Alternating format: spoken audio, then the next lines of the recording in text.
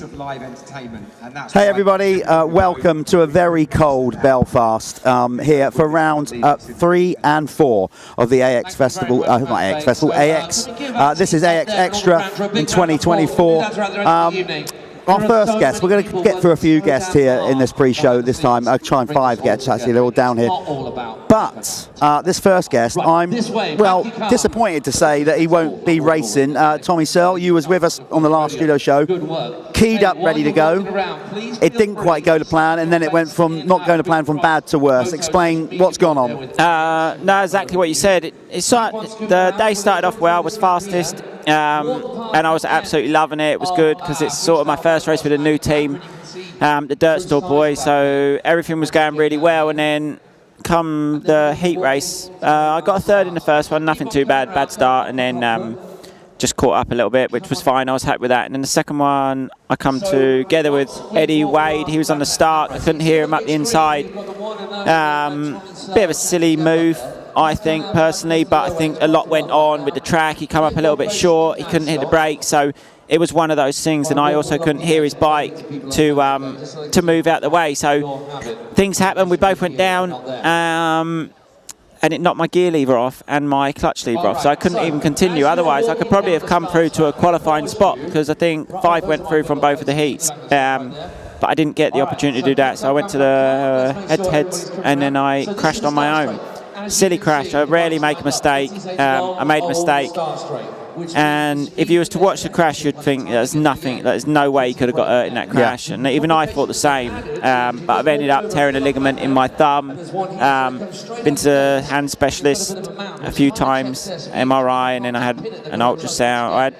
That night I actually went to the hospital and got X-rays, because I was thinking something don't feel right. Like I broke bones before. I sort of know now what hurts and what don't hurt, and if I've done something serious. And was sat in the hotel room, pissed off, and I just thought it's pointless me sat in here, because it didn't feel broken, but I was like, it don't feel right. So I thought maybe it's dislocated. So then I thought, if I'm sat here all night and then go in the morning, it's going to be worse. Yeah, it's going to be worse. So I went got a taxi to the hospital, sat in there. They've done the X-rays. The bloke says nothing really.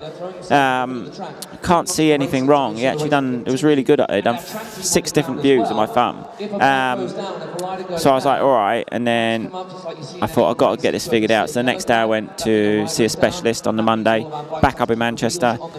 And then he sort of didn't think it was too bad. He says, we'll do the MRI to see, but I think you're all right. Like, got away with it, maybe a bone bruise. And then throughout that week, I was sort of, even the day before he sent me my results, or the day that he sent me, I've gone out, up and down the drive on my mountain bike thinking, no, I'm going to be all right here. Like, I think I've got away with this. It might hurt a little bit, but I can strap it up. And then, yeah, he sent me the results saying I've fully ruptured it. And he was surprised as well after examining it on the Monday. He said it doesn't feel like it's completely torn, because it's not completely, I can't pull it completely open to the side. And anyway, I've had an operation now. That's reattached to the thumb bone. He can't help himself, mate. Hello, mate. All right. He's just off this bump right there. Oh, I'll do the other one. There we go. he's actually jealous that he's not got his own studio show at the minute. We're working on that. I'll go over there in a minute and see him. Yeah, make him feel bad. Don't think him left out. But no, now I've had the op. I'm a week. I got it done a week ago on Saturday. So I got it all done quite quick, and then I've just got to wait for it to heal now. So it's a bummer, because generally I like this. And then being here today, it's just shit being at a race if you can't race. Although I feel like I'm so far away from racing with how it is, like there's no way I'd want to hold onto a handlebar, but at the same time, it's nice to have like nerves. Ed just said, oh, I bet you're glad, isn't it? You're not in this lift coming down with all the nerves. And I said, nah. I said, I like that. That's what I sort of do, isn't it? And he was like, well, I suppose. He says, I wouldn't like that. And I said, no, that's where we're different. I quite like that. Yeah. And you are, I mean, we spoke in the week on the Talk Motor show as well. I mean, you're kind of playing it down a little bit. Like I said, you're annoyed that you're not riding, but you are genuinely gutted, because a champion, it's an ACU British, it's a title, and you're the reigning champion, and you still got that drive to race. I know you are starting to sort of thinking about winding it down regards of the commitment of a whole season, but you still feel like you've got plenty in the tank. So, yeah. Well, I did feel good. Obviously, round 1 was in Bolesworth, and I won it, so I had the red plate, and I was fast in practice. So I'm still there. I can still do it, which was nice to at least know I'm still able to do it. But Yeah, I hate injuries. I mean, everyone hates injuries, but as you get older, then you think more about the injuries. Do you know what I mean? And you worry when you're going to come back. Is it going to feel right? When you're young, you just sort of, doctor said 6 weeks. 6 weeks, I'll be flat out again. And now he's like, doctor said 6 weeks. And I'm like, oh, but will it be all right in 6 weeks, or am I going to struggle to hold the grip? I just think more now, worry a little bit more about it. But I'm gutted not to be taking part in the series because, as you said, it is an unbelievable series, an ACU championship, and I just wanted to be part of it and in the fight for another championship. Did you find last year coming in, you've always wanted to do it, you know, but other commitments, sponsors, going for a British Championship, World Championships even back in, because it's been 10 years of doing this. Yeah. When you came in and did it last year, was you pleasantly surprised, not with the event, because you'd have known enough about the event, but more of the reception that you got from the British public? I mean, because, you know, like, let's be honest, even you won the series, but from round one, when we introduced you, I mean, people were like really buzzed to see you. Did you feel that energy? Yeah, felt it throughout the whole series. I think it was just mega. You're so close to the crowd here. They get to see every bit of racing because you can literally sit in a stand, watch the whole race. Like, you don't miss anything. It's not like a motocross where something happened over there and you struggle to follow it. You literally can see 100% of the race, and a lot of new fans come as well, which was nice to meet. And then, but it's just generally a good series, and it's one of those that it took me a little while to do it. I actually raced the indoor stuff when I was young, and then when I was I signed for factory KTM when I was what would I have been, 17, and then I raced. My first race on factory KTM was actually here in Belfast. So I did used to race it back then, even racing GPs. I liked doing the indoor stuff. Then I had to stop, obviously, for other commitments. I never actually raced this series until I stopped GPs, really. That was the main thing. And then we had COVID, so it didn't run. And as soon as Matt said about it, I was like, 100%. I mean, it's perfect time in my career. I haven't got to worry about, do you know, like, injuries can happen, and you do worry about racing this and getting injured, as I have done now. But it's as big a part of my year as the outdoors is. So it's not like, okay, I want to miss that because I want to have a good outdoors. Like, this is as important to me. Yeah. And I think it's more important to the fans, to a lot of my sponsors here. Like, I've got Dirt Store, Armour Vision, K-Tech, Kawasaki. They all support the series because they see the value in it. And that's why it does hit a little bit harder, because they've all got behind it, because it was such a good series last year. I was winning and helping them with the brands and stuff like that. So with all them involved now, and then me sitting out, makes it a little bit tougher. Well, look, we're working you harder now you're injured than when you were riding. So, you know, so we're going to absolutely, you've got other media duties. I've got to jump up there. You've got to jump over there now and talk to the people doing the track walk. By the way, if you've never been to do a vlog. If you've never been to Arenacross, come out and experience the track walk where you meet and greet the riders. Tommy, we are going to work you hard. We are going to get you value out of you as the champion. Go and speak to all the guys and the fans over there. Once again, mate, I'm so sorry that you got injured. It's part and parcel, but all the best with it and for the rest of the year, man. There you go. Okay, so Tommy's going to go off and do more stuff. As I said, we're going to try and get more riders into this studio show this week. We're going to try and get 5 within the hour. Our next guest, he's waiting in the wings. Before we do that, remember, if you're watching, which we hope obviously you are, on AXTV, spread the word. Don't, you know, literally get it out there, tell people what we're doing, get them to like and subscribe and hook up and get the whole subscription for the rest of the year. That'd be cool, because we'll be doing way more of these as it goes on. So I'm going to get our next guest in. Let's bring him in. He's there waiting in the wings. I'll let you work out who it is while he puts his headsets on. He's got some very flash new Vans on. Mate, it's Elliot Banks-Browne of the Fuzz Marsh Gear Tech team. Yeah, let's talk about them. I mean, you've gone all in. I don't know if you can see them, but side on, like he's got the yeah. Nice, isn't it? It's quite a fashionable young dad, aren't you? He's like, yeah. I was actually in there because I was buying some shoes for Archer because we forgot his. Oh, so there you go. So I was going to say how cool of a parent you are, but you're actually forgetting to buy your kids shoes and you're leaving it last minute. Yeah, we left them. And then buying them for yourself. Elliot, let's talk about that, because actually that's a big life-changing thing in anybody's life, having kids. But when you're a racer and you're laying it all on the line, which you have to get to the very top, how have you found that transition, becoming a father and balancing that life with motocross and the risks that you have to take have you found that transition? It's hard because obviously when we're racing, like you need to give everything you have, like because otherwise it's actually more dangerous. You know, if you give in half effort, you know the risk we're taking, especially in Arenacross, more than a motocross, I guess. But yeah, there's obviously a risk there. So with the kids and everything at home now, that there has been, it has sort of like calmed down a little bit, but I wouldn't have thought, it's just made me a bit more relaxed as well when we're racing, like my approach to racing more. Right. You know, like I've always grown up like with motocross, just my everyday life, like that's all I did, like from when I woke up in the morning, I'd train, think about motocross all day, like I don't think about it now, do you know what I mean? Like, is that right? Not really, like at all. Like I raced this year in the motocross and I think my practice bike had 16 hours and I did alright, you know. So like, you know, motocross isn't my whole life now. I have like a business which I run every day, day to day.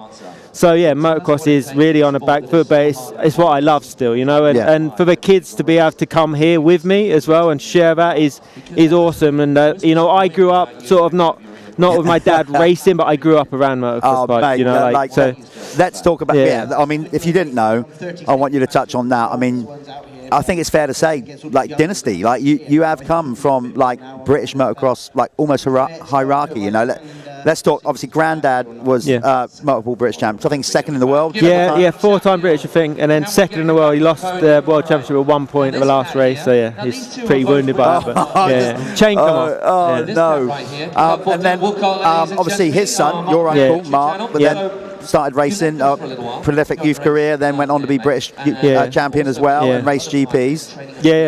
Then you've come along and you've won a British champ. So that's 3 generations of Banks winning a British champ. And now, well, listen. So that's what I'm getting at. So how's that? I know you've got so much experience amongst that's not going to be like you're going to push them into it. Have you done horse riding yet? But surely it's inevitable, isn't it? Like, I mean, has he already got a bike? Yeah, I think so. So Archer, the oldest one, he's not really too bothered about motocross bikes, but my youngest one, Remy, is obsessed. Like, he's got a bag up here now, he'll be full of motorbikes, and it's all he does all day, like motorbikes. He wants to go on his PW, like, and he's 2.5, he can ride his PW fine. And so yeah, I grew up, and you would have thought, like, with the background, like you just explained, coming with my grandfather and then my uncle, like you'd have thought it'd be every day, like you've got to go ride, you've got to do this, you've got to go out. It was never like that. My whole life, like growing up, I was so relaxed. Like if I want to go ride, it was up to me to go ride. Like they would take me. It was never a problem. Like, yeah, you can go ride, but I would ask.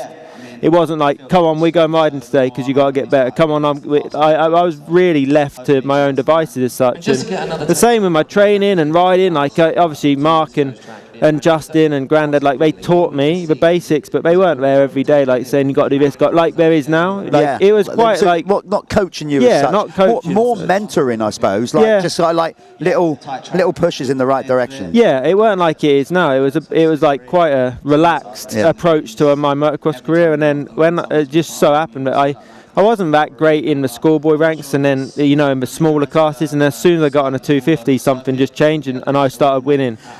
Like pretty quick, and then then the progression into the trouble is for me, I was 15 years old, I started winning, and I was quite a bit quicker at the end of the year than everyone else in that class. So it was like, right, he's ready for GPs, take him GP. And in hindsight, it was probably the worst thing we did, like because the trouble is then there wasn't the progression there is now. There wasn't a European, there was, but you had to go to different. It wasn't part of a world championship. Everything was different. So yeah, like there's obviously growing up is part of all of that, and I wouldn't have changed anything now, and it's got me to where I am, and to be here speaking to you as well now at like 33 years old, it's still pretty cool. I can compete at this level, like it'd be nice to say I'm coming here every week and I'm coming here to win, but ultimately, like if I get on a box, like that's a good day, and I feel like I still have the speed and skill to do that, but I'm not riding like Conrad is every day. I'm not riding like the other lads are every day, so I've got to just take it with a pinch of salt and just see, like last week. So how do you manage that then? What I mean by that is that acceptance that like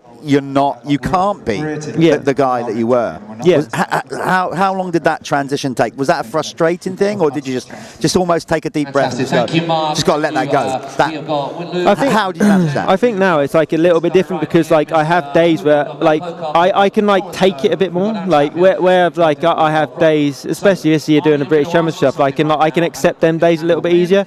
But then like every now and again I'll have a day I feel like I'm just as good as I was and I win. Like so like I could last year. Yeah, so I could come here and I might have one of them days and win, but it doesn't necessarily mean I'm going to do it every week. But you know, like ultimately, like I'm a winner. Like I've been champion. Absolutely. I've won here at the highest level. Like you know, before this series started last year with just the UK riders, I think I was like the only one to ever beat a English person to ever beat a French guy, which was pretty cool for me. And then like it's you like I said, coming in now, I've got a different approach to it, but. Saying that, as soon as you put your helmet on, you're on that start line, like you want to win. Yeah, like I come in last week, I led both heat races and just got a worst arm pump ever, and then I come in, I was so mad. Like still, do you know what I mean? Like I finished third in both, but I was still so mad. Like I should have won. So it's still there. It's still there.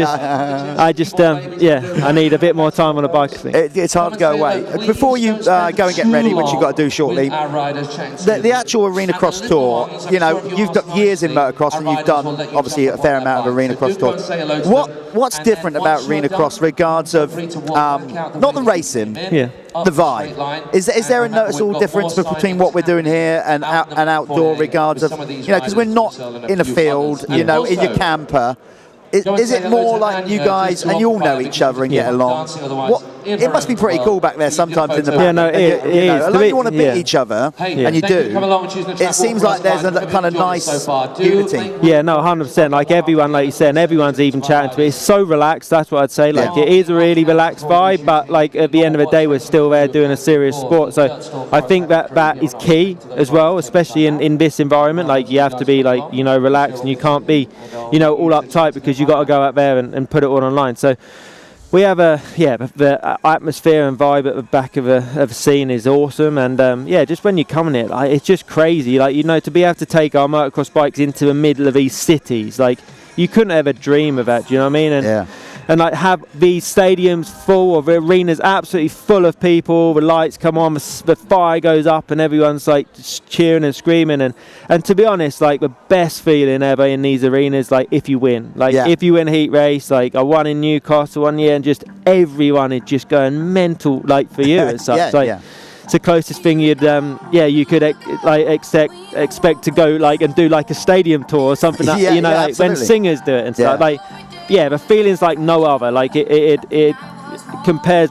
You couldn't compare it to winning a British Championship race or anything like that. Just to be in front of this people and under this environment is awesome. And it just feels like this is where our sport should be. You know, like even taking it to outdoors, this is what our sport can achieve. Absolutely, And this is what it should achieve. Like the amount of effort like we put in all our life. Like we dedicate this sport to us from when we're 10, like till I am today, and you know, the effort we have to put in, what we put on a line, the injuries we go through to get like not a lot out of it, like it's just unbelievable. But and then, you know, to come here, it sort of feels like you've like reaped them awards a little bit. So I'm sure you treat the family and the missus to better holidays, but it's almost like a little mini week, like weekend break as well. Like family, you know, you get to see you do get a little bit of downtime, particularly if we're doing the 2 nights back to back. So that must be pretty cool as well. Taking the family out, staying in a hotel, having a look around the city. Yeah, no, that's cool as well. Like it's it's hard work for Chelsea. She hasn't got anyone here to help her because,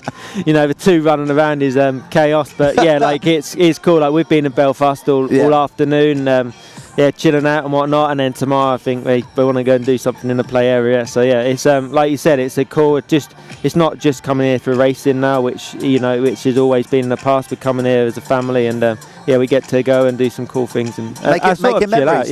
Making memories. You know, and especially this time of year, like January, like February, like we can't ride bikes. No. Like realistically, we have to go to Spain or try and get away from this cold weather, and to come and do this inside in the dry, like it's just that's why I do it, you know, like that's why I'm here.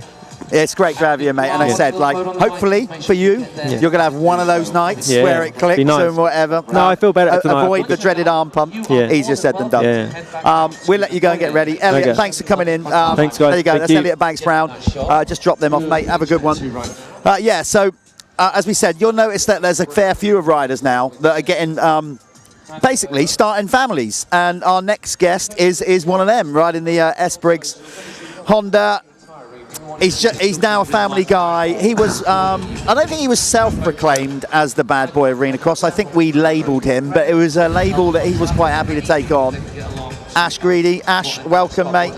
First and foremost, great to have you back. Yep, definitely. The kind of internet or whatever kind of lit up when they said, "Oh, Ash is back." Yeah. It's like some people going, "Brilliant," some people going, "Oh no." Yeah. But you loved it. You've loved that whole amount of time that you've raced Arenacross, and you're good or bad. I mean, you are a showman. That's 100%. I've always enjoyed the Arenacross, and like everyone labelled me with that name, but I didn't think that I was doing bad by making strong moves. I was just making the move to get in front. Yeah. All right, some of them are debatable, but you know, I like to think that's a thing of the past now, and we can pass them and clear off. So yeah, but I was going to say that another thing just before you came on there, we were talking to Elliot about like having kids, and I've just mentioned that. Has that changed your attitude? 100%. Yeah, 100%. On the actual track, everywhere, not everywhere. So everywhere. Not prior to it. No. Even on the track, you're kind of like a slightly mellower version. Yeah, maybe. I don't know. We'll find out again. We got a few rounds to go, but I don't look at things and think, oh, do or die anymore. No. Now it's because there's somebody else to consider. Yeah, maybe that. So listen, I mean, let's go back to Manchester. It went. I've seen you race a lot of Arenacross, you know, and you were like there, and you've been there in the mix before, but you were there. Oh like, yeah, 100%. You looked so good on the Honda, like really good. Yeah. And maybe that taking that little bit of edge off has just like almost smoothed you out a bit. I flow more, I think. I can do the time now as well. So I've been riding for this S Briggs now over the winter doing beach racing, and it's helped me so much, and I can't thank him enough for where it's got me to. So it's definitely progression, but I struggled a bit this morning, changed a couple of things now, so hopefully we'll be right in the mix again tonight. But it's such a contrast. You're doing, you know, obviously you've got that going on. Not only are you a great Arenacross rider, you know, you're starting to etch out a career as a beach racer as well. Yeah. Obviously very good at Western, right there, always in the running. Yeah. And there's more of those ventures coming on. I mean, you couldn't get two more contrasting things, really. No, definitely not. Beach cross, so you know, like beach racing to Arenacross. Yeah. So. But you seem to adapt really well. So you say about the sand racing this way, is that just helped you more with fitness? Yeah, definitely. Fitness, just letting the bike float underneath me a bit. And oh, really? Like even that? Just being a bit looser and letting it flow, you know? Not so edgy, not so... Just keeping with the bike rather than fighting the bike, you know? Yeah. And what about the team? Like you said, they're a great team. I mean, they're so 100%. enthusiastic. Yeah, 100%. Not just with modern bikes, with all the stuff they, you know, with the VMXDN and all that kind of stuff. Briggs Army, definitely. Yeah, massive. How did that come about then? Who contacted who? Did they get hold of you? It started off with Bayless. Bayless rang me up. He said, "Do you want to ride an old bike in Foxhills?" And I was like, "Yeah, we'll have a go. Bit of fun." And so we connected like that. And then he said, "Oh, do you want to do sand racing on my bike?" I was like, "I'll have a go." And we went from it. And obviously Taylor from Dargen, he was helping me, and he still supports me now. So yeah, it's all just gone into place and it's working well. So it's bonkers though, isn't it? Because to many degree, like I said, you've got a family now, but you also like sort of went away a bit from trying to earn a living from riding and got a regular job. I mean, working tarmac on the road, literally like getting up, working through the night, stupid hours. Yeah. Are you still trying to sort of? I still work comes first. Obviously, I got to provide for my boy and the missus. So. But yeah, I'm enjoying it, doing it as much as I can on the bikes. But obviously, it's got to take the back seat, and I got to provide for my family first. So. But how does that work with your boss then? I mean, you must have an understanding boss to. Oh, 100%. He helps me out so much. He gives me days off when I need it. Sometimes he'll check a fuel card in. That's always great. And, oh really? Oh yeah. Oh right, touch. Yeah. So no, I couldn't do it without those little things. It's just such an expensive sport, as people know. So yeah, it all helps. You've also, not many people know this, or at least I don't think they do. For many years now, your dad has got a property and stuff in Florida, so you've got to Are you still getting over there, and is that helping your preparation, or is that a completely different thing because of the weather, the climate? No, it's the same thing, and the track's awesome out there. I built it years and years ago. Yeah. My brother went out for Christmas and New Year, and he's been flat out there. But obviously with the family, it costs money, so I didn't go. I stayed home, and obviously I've been flat out with them beach races over the winter, so I didn't really. I would have gone for a week, and it wouldn't have been worth it. So, have you still got the? You got an alligator in your garden, haven't you? Yeah, alligator in the pond. I'm not making that up. Literally, you're doing laps, you're turning laps on your track, and the guy, he's just kind of like there, isn't he? Like watching you. Basking in the sun. He is. Has he ever like gone across the track? He comes out, yeah. Oh, he'll cross the track and just go into the woods and clear off, and then he'll come back. He comes back. Have you had any issues with that? No, we stay away from him. So he was there first. He was there first. It's his land, really. Oh, that's funny. So going back to round one, obviously, like you felt good, whatever. You said you had an issue this morning. Yeah. So where are you at now coming into tonight's racing? You've made some changes. What? Yeah. If you're okay with saying. Yeah. What was it? Suspension? Yeah, gearing? suspension. I was coming into the whoops, and I was having to slow down to hit them because the faster I'd go, I'd end up missing one. So we've changed that. We had a minor clutch issue, so we've made that a bit better now, and hopefully it's all going to work out for the racing, and we'll be straight into it. What about the track here? It's a unique kind of dirt actually here at Belfast. It's almost like a speedway shell. It's like similar to it's dust. Like grit. It's got kind of grit in it. But it just blows out and gets loose and groovy, and it's like you swap. You just gotta let it flow. It's like being on the beach. I was just gonna say, like the beach racing. The difference is this grabs a bit more. So when you do go one way, it tries to get you off that way quite fast. Oh, so you reckon there might be a bit of fishtailing and people going? Yeah, I can see some people going off the side. Oh my! Having said that, I was in the side of the freestyle ramp this morning. Oh, so I didn't see. I got a bit of whiskey. Whereabouts do what? On the start straight. Literally here. Yeah, literally there. Whiskeyed out, just. So it just hooked up and went away. That was it. You genuinely threw it away? Like you? No, I was in there with it. I was under the freestyle ramp. Let's be honest. You've had a few off-track excursions. 100%. Under, over. So with this whole thing, like I said, I thought you were riding really good at Manchester. I think deep down you also like feel the same, that you kind of not turned the corner a little bit, but the whole new mellow attitude, and you were riding good. With that in mind, and coming into this series, and the simple fact that you. And like I said, now family life.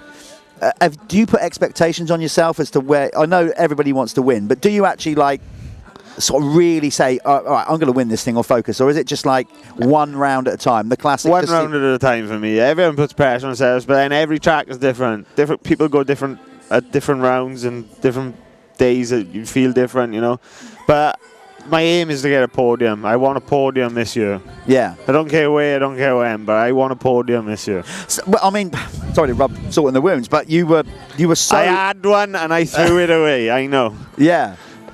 So what? I got excited. I seen the last lap put from across the way, and blinkers came on. So that's what it was. Yeah. Literally. I overjumped the double coming into the whoop, so then it preloaded the suspension, and when I went into I was going for a ride.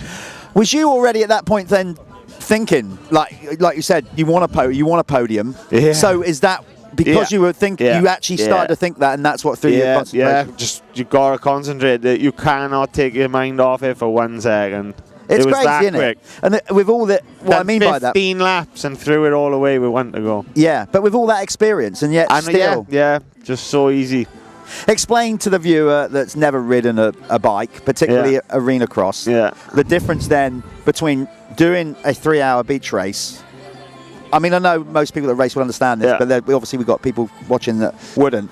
A 3-hour race compared to what you get in Arenacross. The 16-lap final. So your 16-lap final is so intense. You got to remember to breathe. You're out of breath. It's just tense, tight.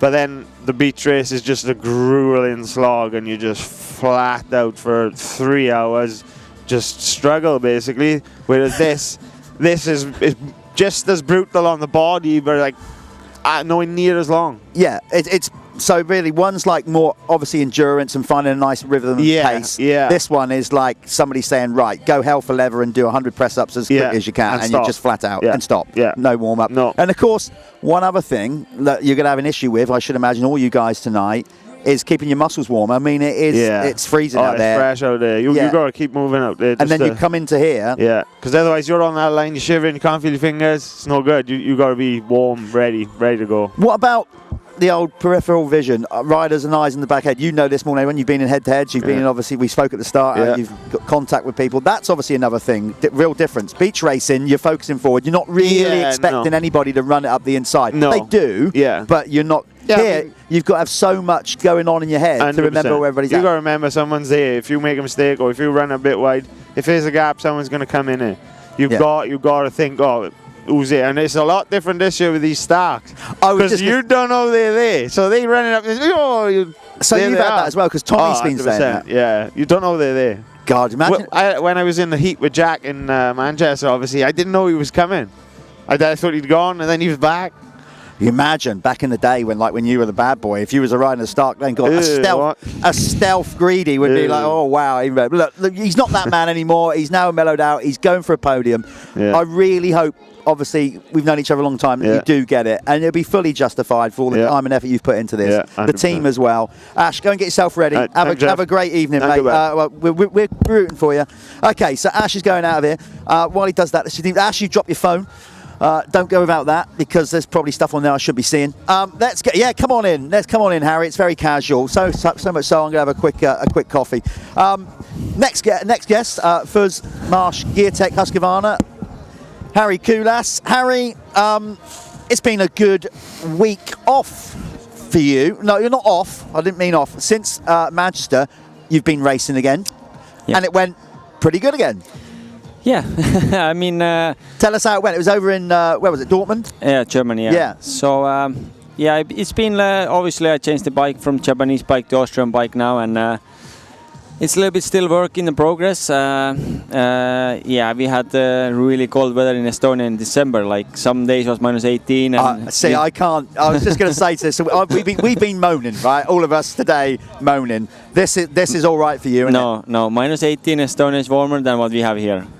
How can that be? Because the humidity is crazy here. It's like, it goes in their bones. It's colder here. I have double long pants on, like, when I'm outside now, or even now here. So it is. Really? I'm surprised at that. I wouldn't have admitted to that. You could have played that up and said, No. And also we go in the ice bath or in the lakes in the winter. We try to go like a couple times a week.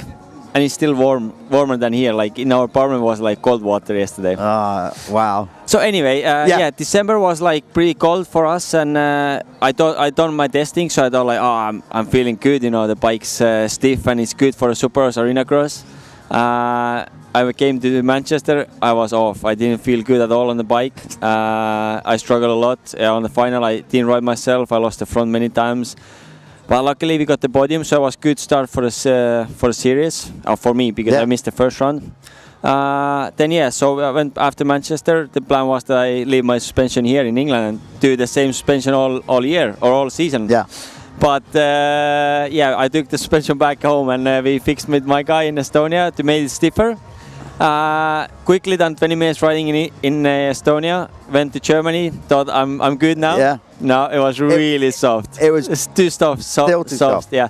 And then we changed suspension at Germany, like Thursday and Friday again for Saturday, Sunday, and now I'm like close to where I want to be. You're still not quite there, but getting better. Yeah. So it's just like obviously new bike, new frame, so it needs time. Yeah. It's a new thing. Because the arenas are like 30 degrees difference between Estonian practice and the racing in the inside the warm arenas. So anyway, like Germany was really good. I made 3 days final, which was my goal. There's all Frenchies and all the European best Supercross riders, so it was good to get the finals. And last day I made the podium third, so it was really good confidence for me. Every week I feel like I'm getting better. Obviously not riding in a week because we had snow in Belgium this week. So. So far all okay. That's the other issue, isn't it? Like not just riding and preparing for motocross, because we're at a bit of a transitional period. You're racing Arena Cross and Supercross, but you still the motocross season comes around so quick. You kind of got to balance the two. And the other problem we've got is still finding places to go and practice Arena Cross and Supercross. How do you find? Have you managed to squeeze in any motocross testing and practice yet? No. Sorry to remind you of that. No. I just only managed to ride like pretty much 2 times in December, 2 times a week for 5 weeks before Manchester. That was my all riding, and every time I'm riding, I tested for Arenacross Supers because that was my goal to ride here. And now the plan is to still focus on the indoor stuff. I pretty much not doing any riding or practice during the week because it's too cold, you know. And if Belgium Lommel is open, I will go Lommel, you know. I don't care, you know. Like it will suit me. Like when you're on the bike, you're on the bike, and the rhythm section, the whoops are quite okay for me. So as long as I'm on the bike, it's good. But if not, then I think it's not the end of the world at the moment. But my plan is to keep focusing on riding the Arenacross till Birmingham, and then we have a couple weekends off, and then I plan to go to south of France and do some international there and start working on the outdoor stuff. My suspension is getting done now in Estonia for the outdoors. So to go back to testing. Yeah. So once I go outdoor riding, I have 2 sets, so I can start testing straight away. And I know the basics now, like the handlebar, the triple clamps, stuff like that from the Arenacross. So it's, you have to mix it a lot.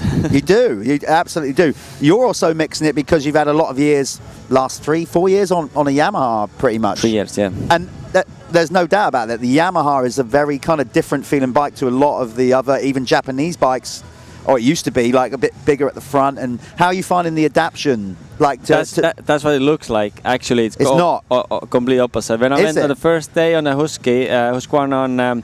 So the Husky felt wider. Yeah, like first time in November, I flew over for 1 day riding in Sheffield in the indoor, and just to have the feeling and like the basic stuff, and like the bike was so wide in the front. Wow. And the front felt so like stiff, but obviously the Super was setting, so it was like everything was new, and we were learning and figuring stuff out. So it was quite difficult this time to go to Austrian bike than the other way around when my last time changed. So it was quite like a shock in November to me to go on the Austrian bike, but yeah, obviously like it took like 3-4 times, and then I managed to get the feeling, and every time we test and suspension and some other stuff, so it felt better and better, and now I start to feel like home. But obviously the Japanese bikes and Austrian bike, they are completely different with the frame wise, and they are big difference on not just like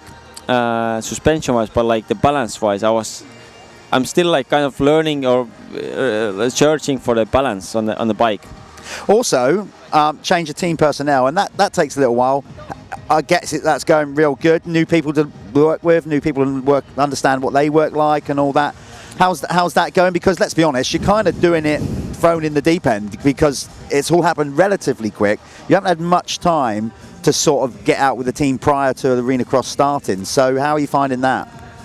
Yeah, obviously everything is new, like new bike, new team and stuff. Maybe the team is not as big because they are doing more AMCA stuff in England and not like British Championship top level. But they have been really helpful, and they let me decide what I want to have and what I want to do. So I just came, like I said, November 1 day in England, and then the rest I've done at home, testing and stuff, and just sent the list what I want and what I use now, you know.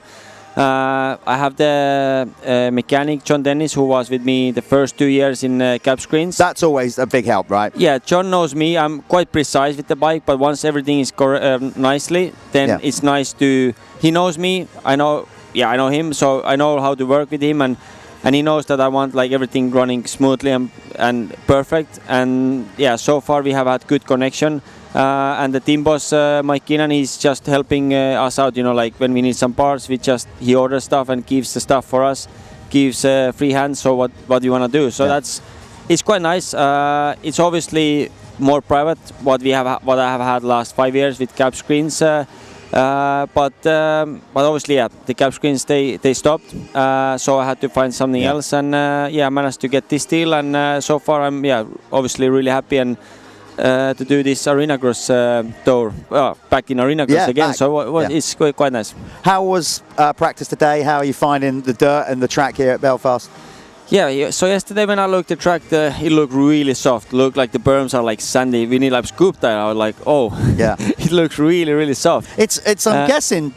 I haven't been to Estonia, but I've been to obviously to Scandinavia and all that, and it seems like it's got a lot of grit in the dirt. Is this similar to some dirt that you get at home?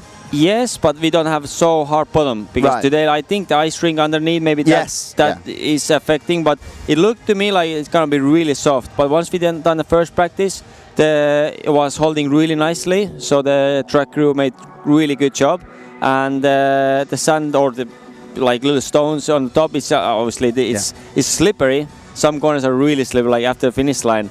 So.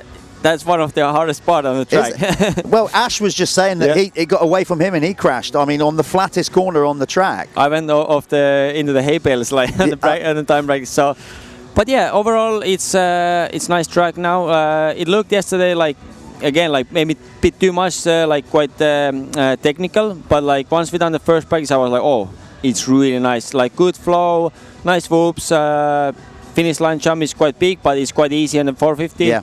So it's quite short lap time, or we are just so fast. Yeah, but both. Yeah, both. And you're all very quick. Don't underestimate how quick you are. It was like 23 seconds, or like some did 22. Yeah, it's a small arena. Yeah, but anyway, I felt good. We have different thing on the start now with the hump after the gate, so that's gonna mix it up.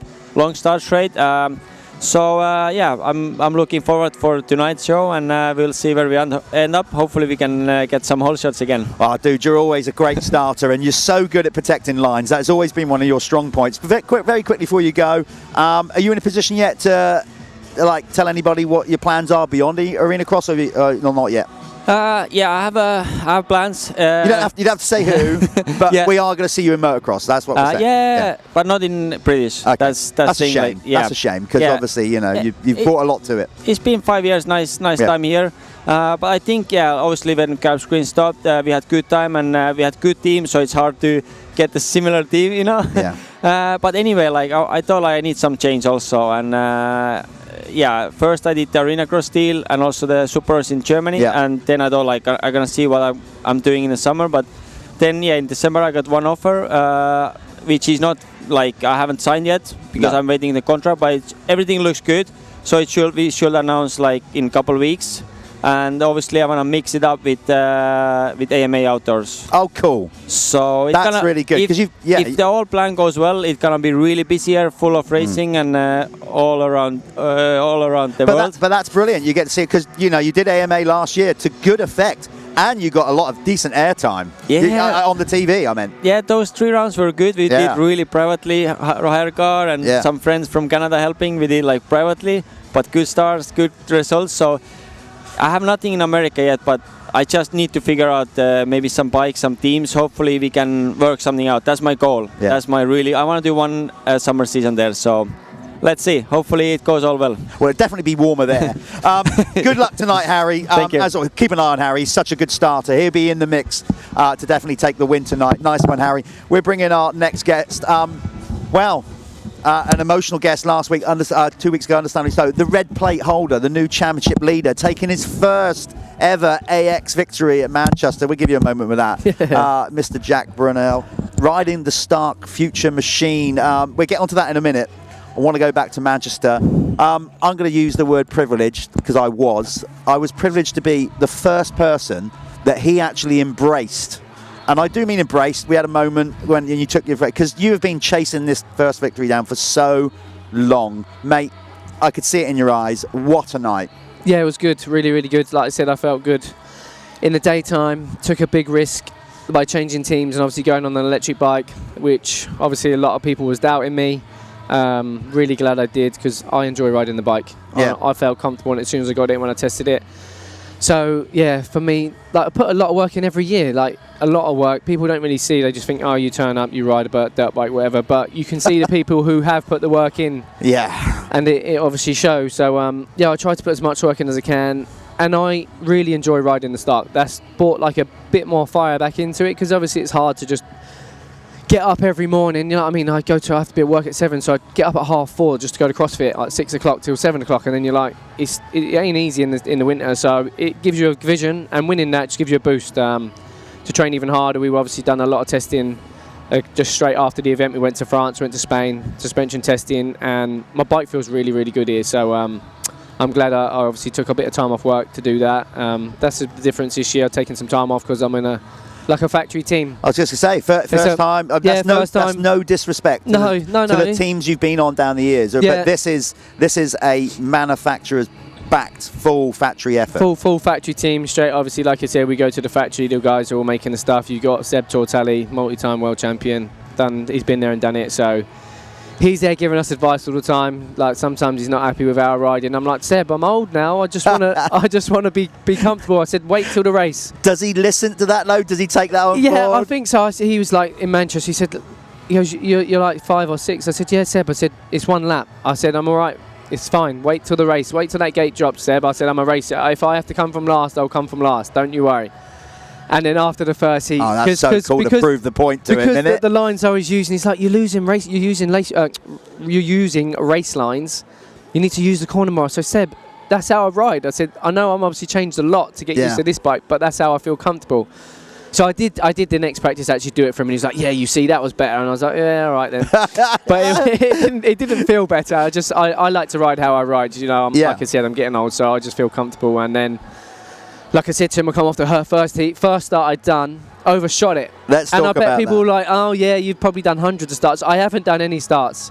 So yeah, went over the berm and then picked it up and rode really good. The best thing that happened, I think. Then won the heat and then obviously won the final. So really happy with that. Yeah, you know, and we're not going to get into that because I know it's so personal to you. But you've been slogging away at this a long time, you know, and you were good, feeling really good coming in last year. Yeah. It just went sour straight away at the first round. Yeah, it was here. Yeah, we had obviously a mishap with Joe, and then that just ruined the whole thing really. But we podiumed every race after, so that was really good. And like you said, to finally win, like I've put so much effort in going over Europe since I was like 14, 15, racing on all the European stuff. Just me and my dad would go racing and stuff, and then obviously him passing. I literally got to a point where I was like, look, I'm not racing anymore, I'm done. And then a lot of people got behind me, which was nice. And you need people to help you through them times, you know what I mean? It wasn't good. So just to win for him, I was so happy. Yeah, so happy. And like you said, seeing you guys, everyone from Arenacross was like, we're so happy you won, like, and it's really, really nice. Well, we are. We've all been on that journey because we know the backstory. We see what you're like, but the other people out there don't see between races and all that kind of stuff. And as I said, mate, like you've just highlighted, you've been sort of chasing that down because you've been doing indoor stuff for ages, and that's not the norm really for a British rider. Like what we're asking the British rider to do is race motocross and then come in to sort of build Arenacross. But you've done motocross races, of course you have, but your kind of focus has always been more on indoor. Because we need more Brits doing what you've been doing. Well, like I said, I've got little John trying to teach him and show him. The speed from him will come in, and it'll bring that into Arenacross. So I don't understand why the guys don't do it. So that's why we're pushing little John. He's got Merv Anstey training him, so it's really, really good. I just always felt comfortable racing in Arenacross, so I loved it. So that's why I've done it. And back when I was doing it, I was earning a lot of money. Like I was only young, going out to Germany, winning titles. I was coming back with a lot of money, so that's what motivated me even more. And these guys would be just racing a bit of motocross for 50 quid, and I'd be like, yeah, you obviously chose the right choice for you guys, but this is my choice. I'm happy. Yeah.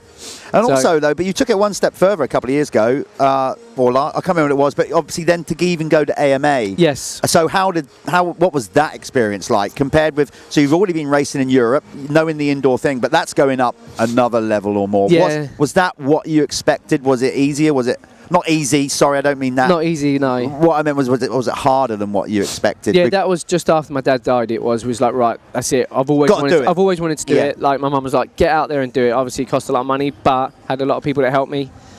Big eye opener. I've seen Dylan racing it for years. Dylan has got it down to a T. I mean, he rides really good out there. I was riding there with him.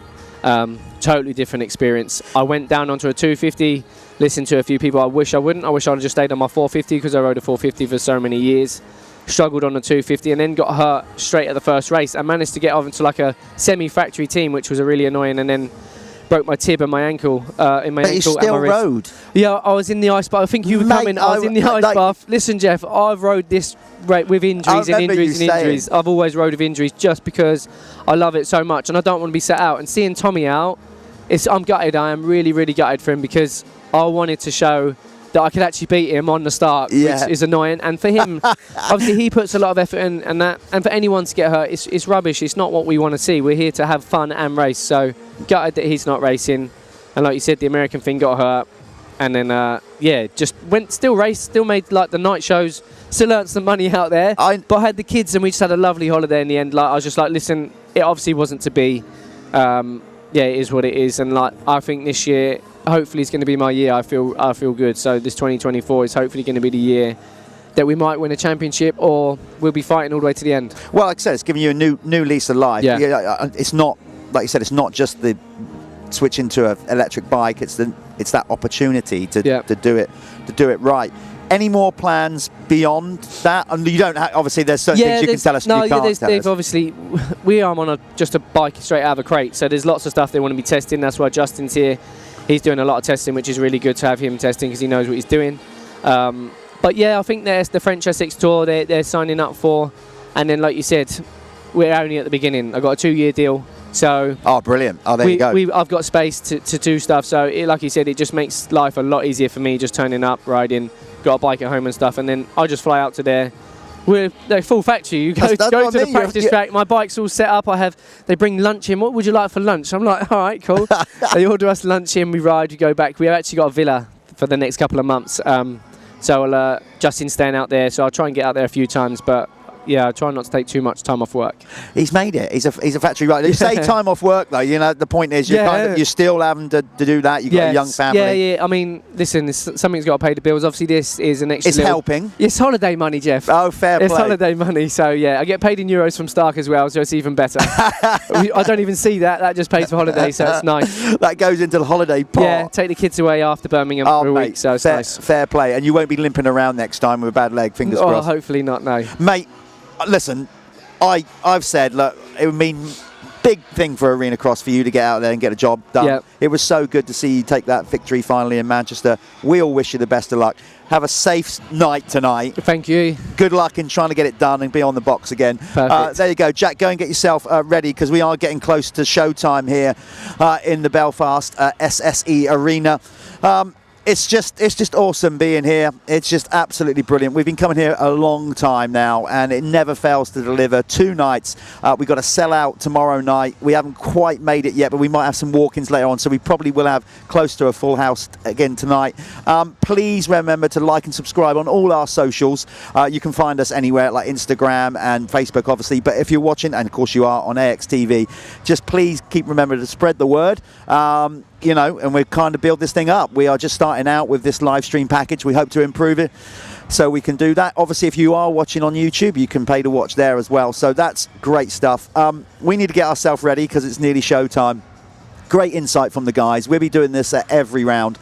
So tune in again tomorrow because we've got the second night, round 4, here at the Belfast SSE Arena. So thanks for watching. Go and get the kettle on. Go and do what you got to do. Quickly walk the dog. I don't know what it is, but we'll be back shortly with the start of the live show and round 3 of the AX24. Thanks a lot. See you in a bit.